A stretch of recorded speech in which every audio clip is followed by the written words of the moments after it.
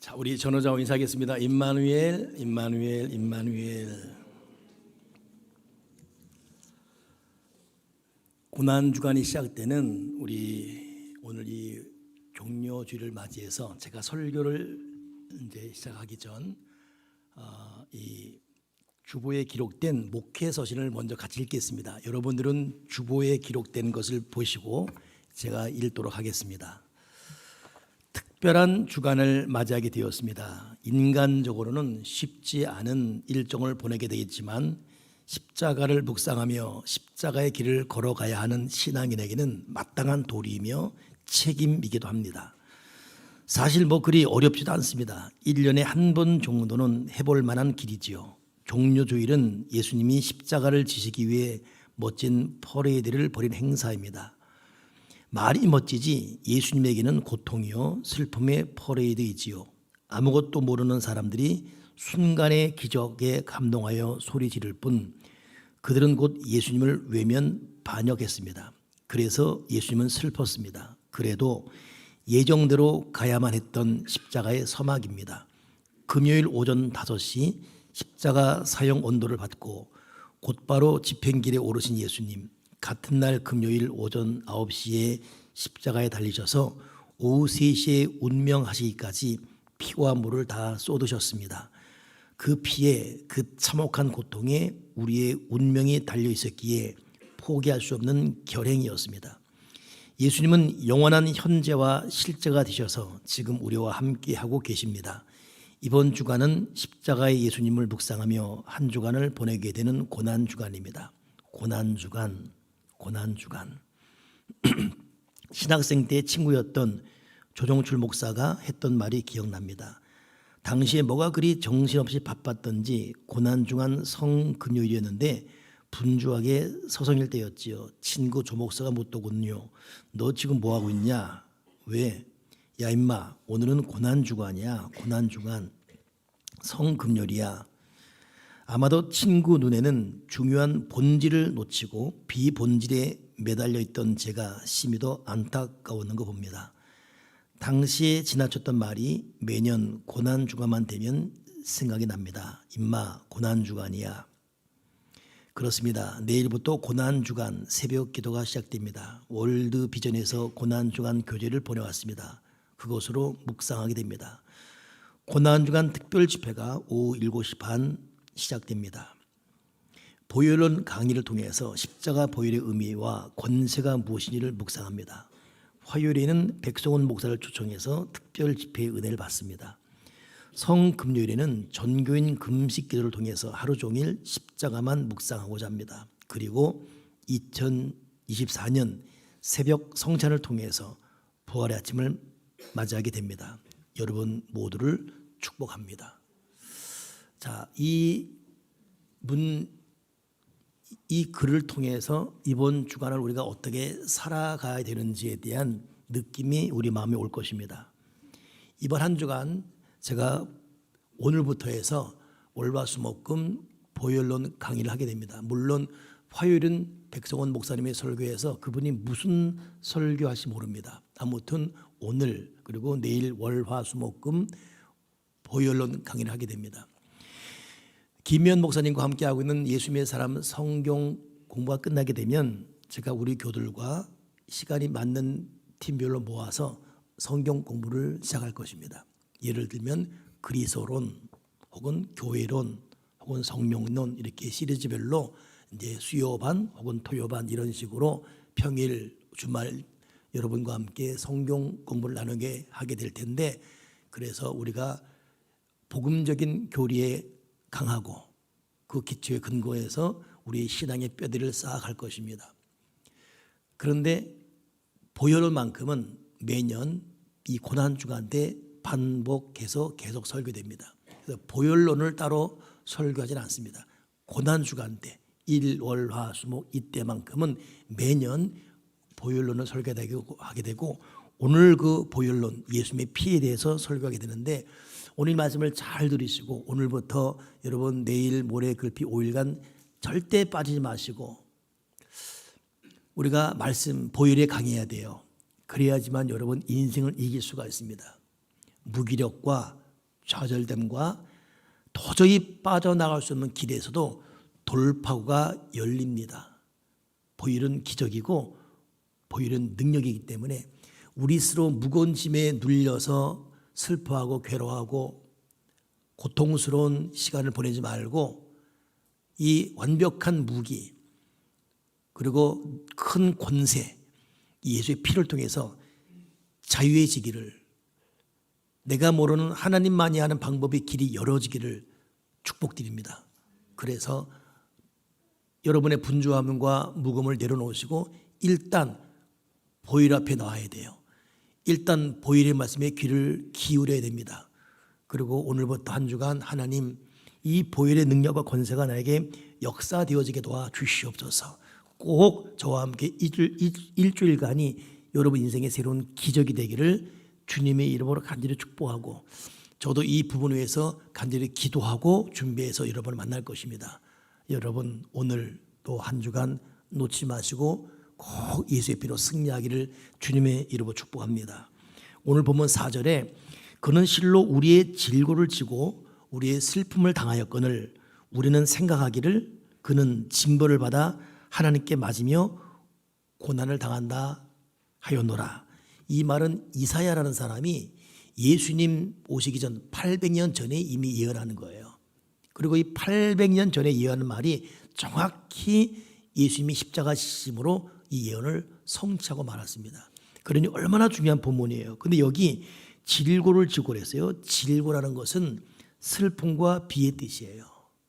우리의 질고를 지고 우리의 슬픔과 우리의 비애를 지고, 슬픔 없는 사람이 없습니다. 비통하고 애통해요. 비애를 지고 있습니다. 저는 지난주 홍기영 목사님이라고 저보다 3살 많은 선배 목사님이 돌아가셨어요. 갑자기. 저는 그 교회, 서울의 성은교회라는 곳인데 2번이나 부흥 집회를 다녀왔던 친한 선배고, 또 바로 돌아가기 전주에 통화했어요. 여러 가지 일로 통화하면서 저를 또 격려하기도 하고 서로 안부 묻고 멀쩡한 목소리. 근데 전화 끊고 일주일 만에 그냥 쇼크사가 와서 돌아가신 것입니다. 머릿속에 떠나지가 않아요. 이 사모님 항상 저를 반가이 맞이해 줬고 얼마나 비통 슬픔이 있을 것인가. 우리 인생에게는 생각지 않은 비통과 슬픔이 찾아옵니다. 이게 질고예요. 더 나아가 질고 뜻은 언제나 병을 앓고 있다 뜻이에요. 마음의 병이건 몸의 병이건 인생의 병이건 언제나 병을 앓고 있다. 그러니 좀 더 풀어 해석하면 질고는 사람이 인생을 살아가면서 겪게 되는 괴로움, 외로움, 아픔, 슬픔, 이걸 다른 말로 말하면 마음의 깊은 병이죠. 이 마음의 병은 마음으로 끝나잖아요. 반드시 몸의 고통으로 연결됩니다. 그래서 질고라는 것은 인생의 모든 고통을 말합니다. 오늘 본문에 바로 그 말이죠. 그는 실로, 예수님은 실로 우리의 질고, 예수님은 우리 인생의 모든 고통을 대신 십자가에서 짊어지셨다. 저와 여러분의 인생의 모든 고통을 예수님이 십자가에서 짊어지셨다, 이것입니다. 근데 바로 전절 3절에는 어떤 말이 있냐면 그는, 예수님이죠, 멸시를 받아서 사람에게 실어 버린 바 되었으며 간고를 많이 겪었으며 질고를 아는 자라. 간고가 나와요. 간고는 살아가는 형편이 좋지 않아서 겪게 되는 많은 고생스러운 말합니다. 살아가는 형편 처지가 좋잖아요. 태어나 보니 장애인이에요. 태어났더니 이런 아빠 엄마예요. 태어났더니 북한 땅이네요. 태어났더니 이런 시대를 맞이하는 거예요. 태어났더니 유전받은 이런 성향 성격이에요. 이게 간고입니다. 이 간고 때문에 고통과 고생스러움은 내 의지와 상관없이 뒤집어 씌워지는 것이지요. 인생은 이런 질고 간고, 즉 아픔이나 슬픔이나 괴로움, 외로움, 그리고 살아가면서 여러 가지 시행착오와 반전과 역행 등과 같은 뜻하지 않은 변수를 맞으며 살아갑니다. 주님은 이런 질고 이런 간고를 대신 십자가에서 지셨다는 거예요. 여러분, 우리가 지금 예배하는 예수님은 이런 우리의 간고를 알고 있습니다. 우리의 질고를 대신 십자가에 지신 분이에요. 어디에서? 십자가에서 모든 고통을 당하시면서 피를 흘리면서 우리의 간고와 징고를 대신 지었습니다. 주님은 지금 이 시간도 내가 너의 간구와 너의 질고를 짊어졌다. 십자가에서 피를 흘리는 막중한 대가를 지불하면서 피와 물을 다 쏟으면서 너의 간구와 너의 질고를 짊어졌다. 대신 그러니 제발 좀 대신 이거를 알아라라고 부탁하고 있습니다. 여러분, 오늘 첫 번째 이 미션이에요. 내가 나의 질고와 나의 고통을 예수님이 십자가에서 짊어졌다. 이것을 알게 해주십시오. 깨닫게 해주십시오. 예수님 따로 나 따로가 아니에요. 그냥 멀뚱히 앉아있는 것이 아니에요.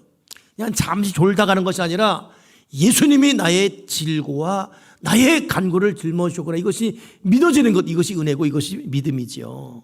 성령님, 이 은혜를 이들에게 주시옵소서. 이걸 깨닫게 하시고 알게 성령님 역사하시옵소서.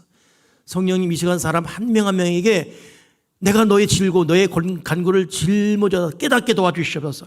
나 혼자만의 외로움, 나 혼자만의 고통, 나 혼자만의 아픔, 나 혼자만의 인생이 아니라 주님이 알고 있구나. 이걸 짊어지셨구나. 뿐만 아니지요. 그가 찔림은 우리의 허물을 인하며 그가 상함은 우리의 죄악을 인함이라. 그가 징계를 받음으로 우리가 평안을 누리고 그가 채찍에 맞음으로 우리가 남을 입어도다. 이사야가 예수님께서 십자가 달린 것을 그냥 십자가 달려다 퉁 말하지 않고 조목조목 분석했어요. 십자가에서 찔리는 것은, 십자가에서 상한 것은, 십자가에서 징계받은 것은, 십자가에서 채찍 맞은 것은 첫째, 그 찔림은 우리의 허물을 인하며. 여러분, 허물이라는 것은 언어로 파라푸도마신 거래요. 이 말은 하지 말아야 할 것을 하는 것을 말합니다. 하지 말았어야 해요. 만나지 말았어야 됩니다. 가지 말았어야 해요. 생각하지 말았어야 해요. 하지 말 것을 오모로 겪는 고통 말합니다. 근데 이게 한자로 말하면 사람들이 당하는 허물이 365가지입니다. 1년이 365래요. 사람은 상징적으로 의미적으로 하지 말아야 할 것을 1년 12달 하며 살고 있어요. 이 허물 때문에 힘들었고 이 허물 때문에 괴로웠고 이 허물 때문에 더 많은 축복도 놓친 거고 후회와 한숨을 쉬면서 나이를 먹어가고 있습니다. 근데 그 허물을 위해서 주님이 십자가에서 찔리셨습니다. 그냥 찔린 게 아니죠. 사람 손가락만한 가시관에 머리가 찔려서 머리가 갈기갈기 찢어졌고 큰 대못의 손과 발이 바뀌어서 발이 박살나버렸고 이것도 부족해서 창으로 심장을 뚫려서 심장이 터져버렸습니다. 그러니 그분은 피와 물을 다 쏟았어요. 왜? 하지 말아야 될 것을 하는 우리의 허물 때문에 365일 하루 24시간 하지 말아야 되는 생각, 하지 말아야 될 말, 하지 말아야 될 만남, 하지 말아야 될 계획, 하지 말아야 될 일들을 하는 이 허물 때문에 그리고 후회해요. 그리고 괴로합니다. 그리고 또 해요. 이게 반복된 허물이거든요. 너무 후회스럽거든요. 근데 돌이킬 수가 없어요. 허물은. 그 허물 때문에 주님이 십자가에서 찔려 죽으셨습니다. 그분이 상함은 우리의 죄악이라 말아. 죄악을 때문이라. 이 죄악은 헬라어로 하마르티아스입니다. 이 죄악은 반면에 해야 할 것을 하지 않은 걸 말해요. 허물은 해서는 안 될 것을 한 것이라면 죄악은 해야 되는데 안 하는 것이에요. 기도했으면 됐거든요. 기도를 안 했어요. 그렇게 말씀을 가리는데 알아요. 자기도 말씀이 얼마나 중요한지 안 읽었어요. 그 사람 용서해야 돼요. 용서하지 않으면 안 돼요. 만나러 가야 됩니다. 시간 끌 때가 아니에요. 근데 안 가고 있어요. 고집 때문에. 해야 되는데 안 하고 있습니다. 그 사람은 도와줘야 됩니다. 도와줘야 또 다른 사람 도와줄 물을 주거든요. 그 인색에서 내 거가 적자니까 여러 가지 이유로 인색했습니다.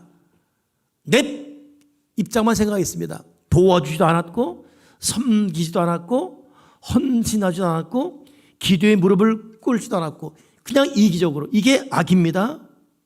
이 악이란 것은 한자에 보니까 248가지예요. 사람의 뼈마디가 248개거든요. 사람 뼈만큼이나 해야 될 것을 안 하고 있어요.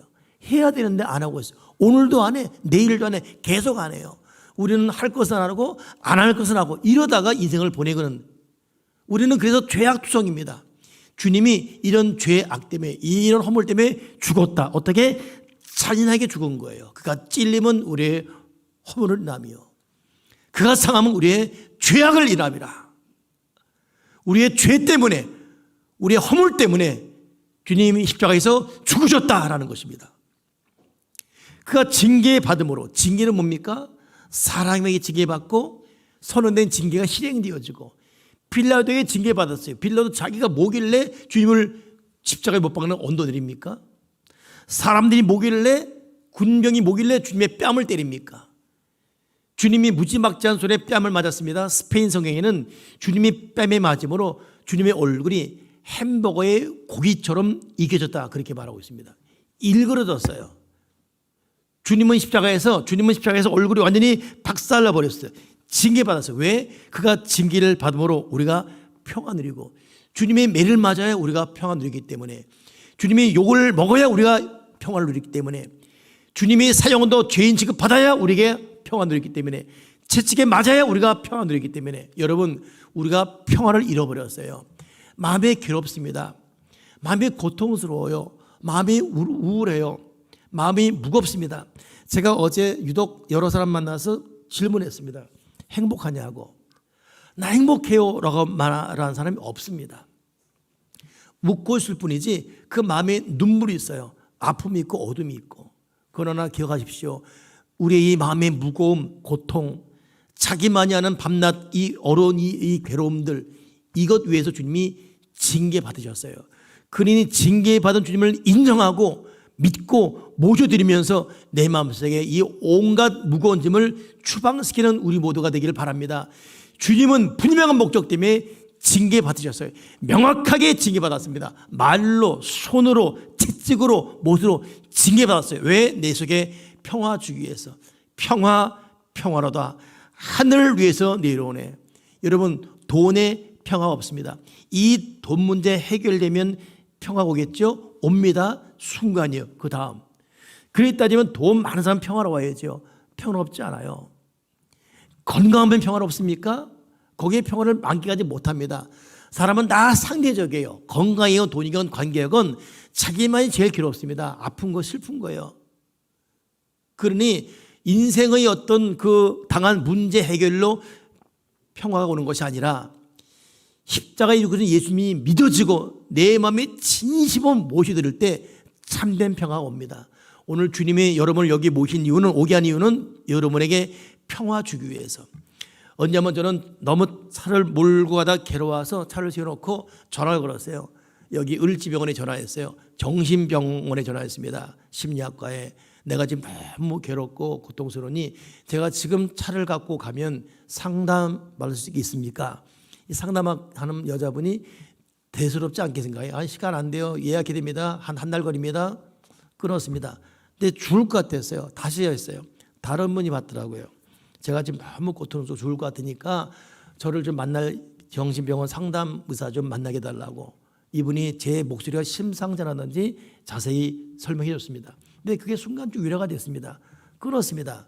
그럼 가야 돼요. 가지 못하게 해달라고. 목사가, 그래 하물며 목사인데 정신의사와 상담받고 내가 죽겠다, 내 심리적인 치료 약 좀 달라고. 또 이것은 이 신학적 양심 허락잖아요. 그냥 거기서 핸들을 잡고 울었습니다. 주님, 예수의 피로 날 덮어주시옵소서. 내가 지금 고통스러운데 이런데 예수의 피로 덮어주시옵소서. 죽을 것 같은데 덮어주시옵소서. 예수의 피로 덮어주시옵소서. 예수의 피로 덮어주시옵소서. 오직 보혈로 날 덮어주시옵소서. 그 기도에는 아무것도 안 했습니다. 오직 피로, 예수의 피로.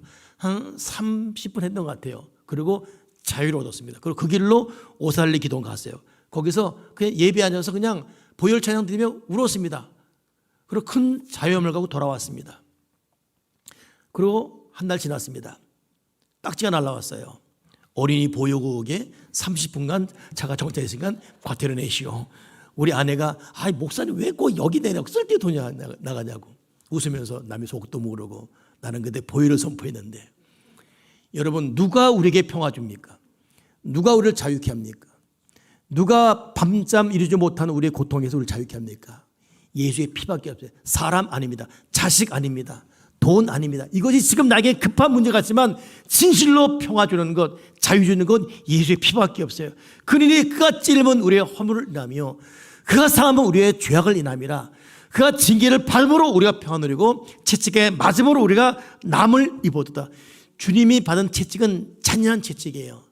한 번 채찍 맞으면 사람의 살점을 떼어내는 채찍입니다. 그러니 주님은 보통 십자가 죽으면, 그 당시 십자가 죽음 받은 사람이 많아요.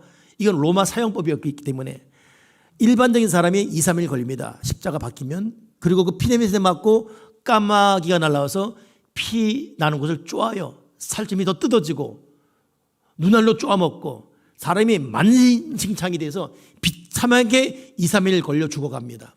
건강한 사람은 한 7일 걸립니다. 그냥 아예 건강하지 않은 게 나아요. 빨리 죽어야 죽는 게 나아요. 괜히 건강해서 오래 걸려버립니다.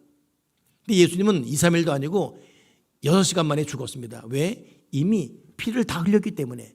채찍에 맞아서 피를 다 만신창이 돼버렸습니다. 다 피를 흘렸습니다. 보통 미켈란젤로나 이런 이 서양 화가들이 예수님의 얼굴, 십자가 얼굴을 참 예쁘게 그려놨어요. 노랑머리에 긴 파마머리에, 그리고 눈도 크고 코도 오똑하고 참 멋있어요. 낭만도 그려놨습니다.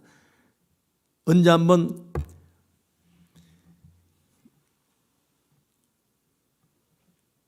이천전 목사님의 며느리지요.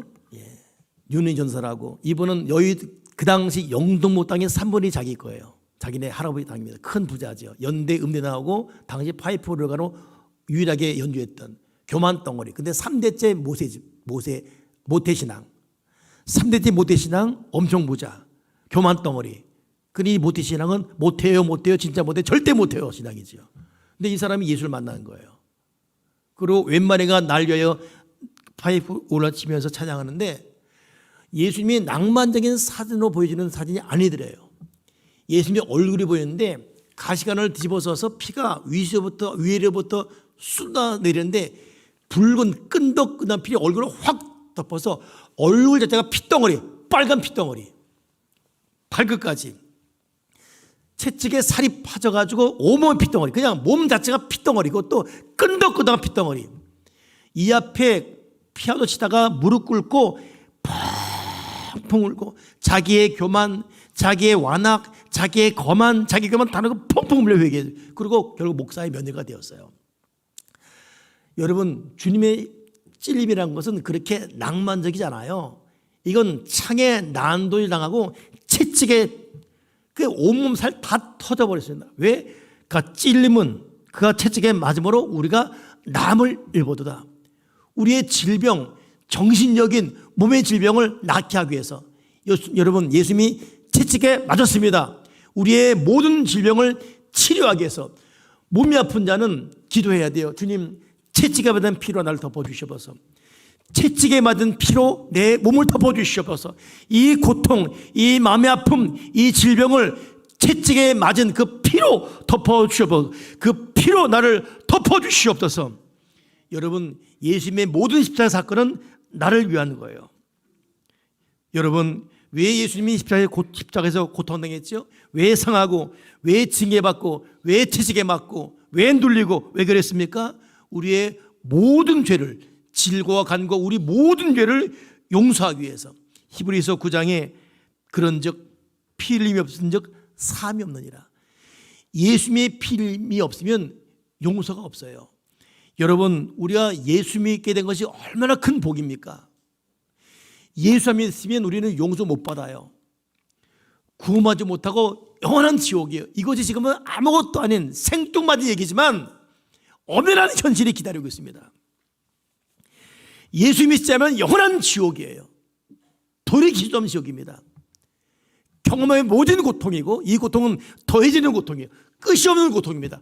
끝나지 않은 고통이에요. 고통이 끝나야 고통의 의미가 있지 않습니까? 고통이 끝나가지 않아요. 이걸 모든 걸 소멸한 분이 예수님이십니다. 피 흘리심으로 용서와 구원을 허락하는 것이죠. 예수님이 왜 십자가를 죽였지요? 우리를 재난에서 구원하기 위해서.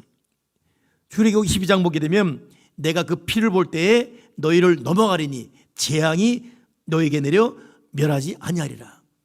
유대 백성들은 430년간 애굽에서 노예 생활을 했어요. 430년. 우리는 36년간 일제치하에 있었죠. 430년. 이 민족이 끝나버렸습니다. 나라는 나라대로 망해버렸고 다 끝났습니다. 노예 근성만 있을 뿐입니다. 근데 이 430년 동안 고통한 이 노예들을 어린 양 피가 뿌려지는 순간 이들이 해방되었어요. 내가 그 피로 볼 때 재앙이 너에게 내려 멸하지 아니하리니. 여러분, 우리는 재앙 속에 살고 있어요. 미세먼지 하도 있다 보니까 모르지요. 못 느낄 뿐이죠. 근데 이 미세먼지 때문에 생각지도 않았던 병, 알지도 못하는 병이 계속 만들어지고 있습니다. 미세먼지 속에 사는 만큼이나 우리는 재앙과 재난 속에 살고 있어요. 물질의 재앙이건 전쟁의 재난이건 생각이 는 재난이건 이것저것이 죄의 밭이에요. 진실로 보혈 아니면 재앙을 이길 수가 없어요. 부모가 자식을 어떻게 지켜요? 여러분, 자식 지킬 수 있어요? 못 지킵니다. 자식의 재난 앞에 괴롭고 두렵고 떨 뿐이지 할 수 있는 게 없어요.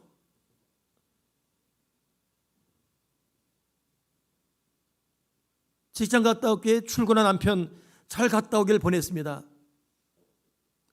거기까지였어요. 그리고 죽었어요. 이 괴로움, 이 고통을 누가 위로할 수 있어요?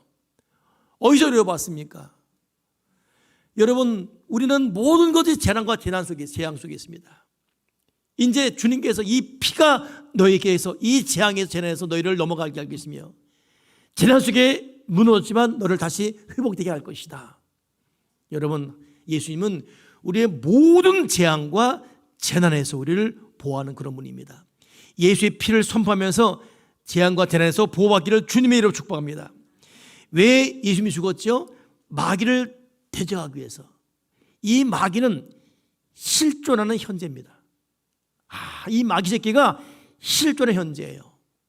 우리에게 죄를 욕하고 우리를 실망시키고 넘어지게 만들고 좌절케 하고 아프게 하고 고통케 하고, 이 마귀는 우리의 생각을 넘어선 굉장히 다양한 각도로 다양한 방법으로 변장하고서 와서 우리를 속입니다.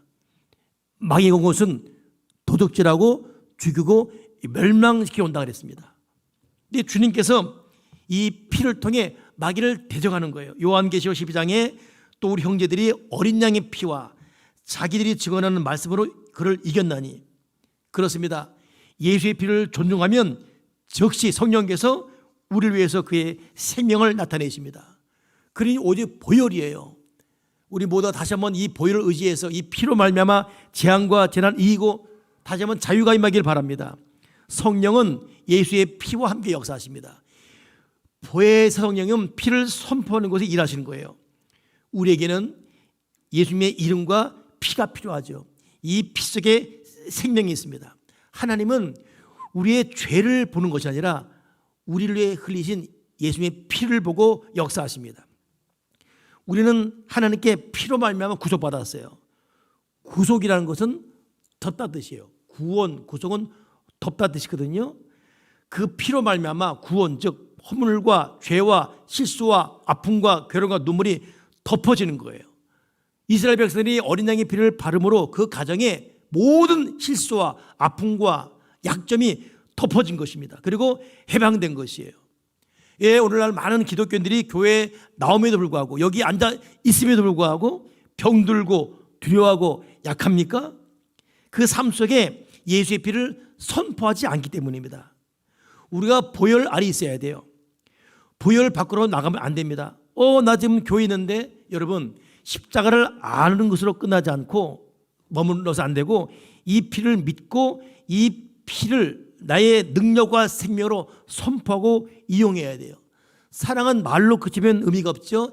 행동의 사랑이죠. 예수의 피는 사용돼야 됩니다. 선포돼야 돼요. 예수의 이름을 부르는 모든 기독교인들은 매일 큰 소리로 매일매일 예수의 피를 간구한다면 사단의 나라에 큰 재앙이 말 것이고 우리 교회와 국가와 내 삶과 가정과 가문과 사업장에는 큰 구원이 말 것입니다. 분명한 갈림길에 서 있어요. 예수의 피를 믿고 선포할 것이냐 아니냐. 이걸로 말미암아 재앙과 재난을 이기고 축복과 은혜와 평안을 누리게 될 것이고, 아니라면 우리는 예수를 믿음에 불구하고 여전한 두려움, 여전한 눈물, 여자는 아픔 속에 있을 수밖에 없습니다. 영적 싸움에서 사용할 가장 막강한 무기는, 기적적인 생활을 할 수 있는 비밀은 오직 예수의 피, 예수의 보혈밖에 없습니다. 여러분, 피가 높이 찬양되고 이 보혈을 힘입으면 성령의 세례를 받게 됩니다. 그리고 안에서 참된 능력과 기적을 이루게 되죠. 오늘 저는 여러분에게 애타게 말합니다. 제가 그렇게 살아왔고 그렇게 살아갈 것입니다. 아무리 생각해도 보혈 외에 다른 것으로는 대안이 없습니다. 이 보혈이 믿어지고 내 입으로 고백될 때 내가 모르는 하나님만이 아는 방법으로 새로운 길이 열어지게 되어 있어요. 지금 어떤 인생의 무게에 눌려 있습니까? 지금 뭐 때문에 죽고 싶지요? 살고 싶지 않고, 이게 사는 게 아니거든요. 뭐 때문에 그렇지요? 뭐 때문에 그렇다 원인 분석할 필요가 없습니다. 어떤 문제건 예수 피를 믿고 그 피를 선포할 때 그 피가 내 속에 기적이 됩니다. 피 아래에 있어야 되고 그 피가 그럴 때 나를 보호하는 것이며 그 피가 나에게 새로운 치료와 역사를 이루십니다. 여러분, 예수님의 피를 존중합시다. 그 피를 찬송하는 거 끝나지 말고 그 피를 힘입어 그 피가 내 속에 능력이 돼야 돼요. 한번 제 말 믿으시고 오늘 이후로 꼭 실천하세요. 여러분, 집에 들어갈 때마다 주님, 내 집을 예수의 피로 덮어주시옵소서. 여러분, 자녀 볼 때마다 자존심 심해라, 열심히 공부해라, 중요한 말이죠. 그런 말 해야 됩니다. 그리고 그 후에는 스스로 고백해야 돼요. 내 이 큰 아들에게, 큰 딸에게, 큰 자녀에게 예수의 피를 뿌려주시옵소서. 출근한 남편 등을 향해서 예수의 피로 내 남편을 덮어주시옵소서. 차를 탈 때 하나님, 오늘 나와 함께 하시고 나를 예수의 피로 덮어주시옵소서. 좌절하는 나를 주의 피로 덮어주시옵소서. 이 물질의 이 어마한 무게, 하나님, 내가 정말 죽을 것 같아요. 주의 피로 덮어주시옵소서. 그리고 피할 길 열어주시옵소서. 이 피가 해결합니다. 이 피가 자유케 해요. 그러니 오늘부터 꼭 명심하시고 날마다 순간마다 여러분 자신에게, 여러분 가정에게, 자녀에게 예수의 피를 날마다 선포하십시오. 이 피가 선포할 때 하나님의 역사하십니다. 이것은 약속이에요. 믿으십니까? 그러니 성경 보게 되면 이제 내일부터 이 말씀을 나눌 텐데 창세기부터 계시록까지 계속 예수의 피의 역사예요. 그렇습니다. 피를 간구해야 돼요. 아멘이십니까? 예수의 피를 존중해야 돼요. 이 피의 경의를 표하고 피를 선포하고 피를 예배해야 됩니다. 피로 덮고 피로 씻고 피를 발라야 돼요. 피를 믿고 피를 찬양하고 이 피가 필요하다고 말해야 됩니다. 그리고 피를 구하고 외칠 때에 예수의 피가 이전과 전혀 다르게 나에게 역사합니다. 같이 예수를 믿어도 그냥 예수 믿고 있어요. 예수 믿으면 그냥 자기 힘과 자기 힘으로 살아갈 뿐입니다. 그리고 도토리 키재기의 삶을 살아갈 뿐입니다. 내 피가 권세로 선포될 때에 내 능력을 초월한 하나님의 기적을 체험하게 되지요.